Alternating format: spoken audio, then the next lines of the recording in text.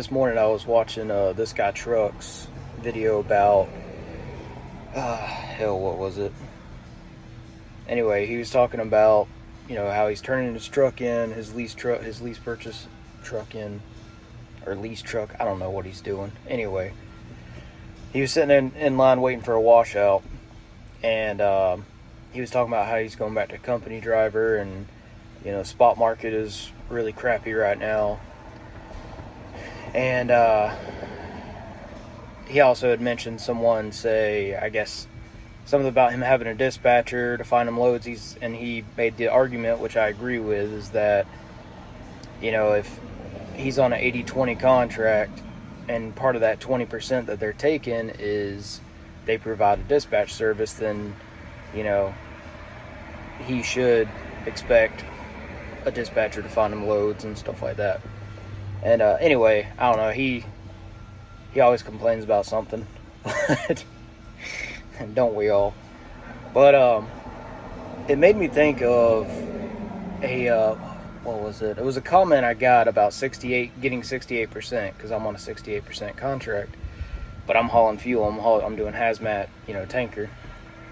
And it made me start thinking about that, because our company, or the company I'm leased to, Colonial Fuel and Lubricant Services, they take 32%, and of that 32%,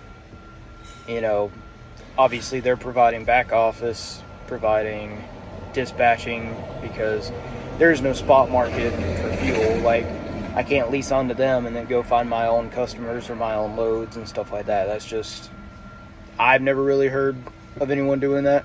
Now, I could go find somebody that needs fuel delivered to them, and tell my dispatcher or whoever, and then have them tell probably our salesman, and then our salesman would contact that person and give them a price on freight, price for fuel, stuff like that.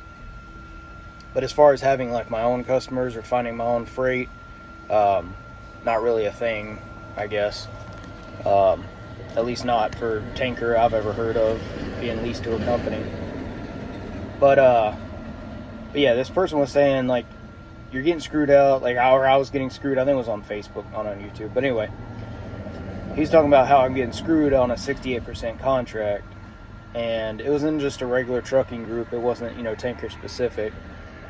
And so I wouldn't expect them to know that, like, what is it? Like 60, I believe it's like 63 to 70% is a normal range for a contract for you leasing on, if I can hold my camera up right. That's a normal contract percentage to be paid if you're leasing on to a hazmat tanker company. I meant to look it up. I didn't see what Schneider pays, but Nomadic Brit, I share his channel out all the time. I consider him a friend of mine, and I know he's doing very well, hauling fuel or not hauling fuel, but hauling chemicals for Schneider.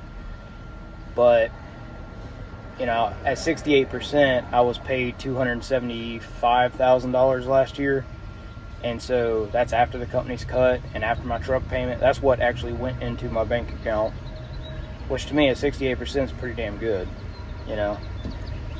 And it just got me thinking. I'm like, there's a lot of tanker companies that you'll see they either pay 63, 65, 67, 68, that kind of percentage. Of course, the train has to go by as I'm making this video. But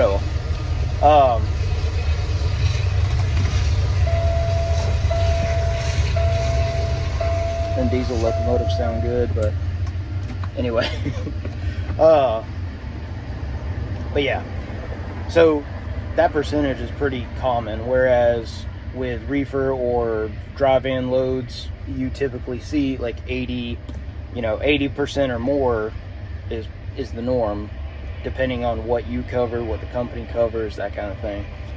I know a lot of companies that, like if you don't have your own trailer, like F2F, one of the guys I watch on YouTube, James Best, like if you lease onto his carrier, there's a lot of carriers where they will charge you, if you don't have your own trailer, they'll charge you a trailer rental fee every week. And you know, at least where I'm at now, or where I'm at, part of that 32%, your trailers, you know, the company pays for insurance, as far as cargo, all that stuff. I'm responsible for insurance on the truck as far as just non-trucking liability, and they cover everything with the trailer, maintenance on the trailer, stuff like that. And they don't charge us a trailer rental fee or anything like that. So I don't know. I mean, some people might say you're getting screwed. Some people don't know the full amount of like what you're getting paid and how much money you're making. You know, with a 68% contract like I'm on.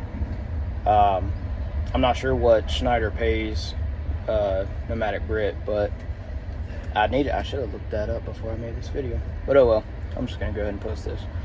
But yeah, I mean, 60 to 70%, that's kind of normal for a hazmat tanker with what it pays, how much insurance costs. I mean, if the company's covering the insurance.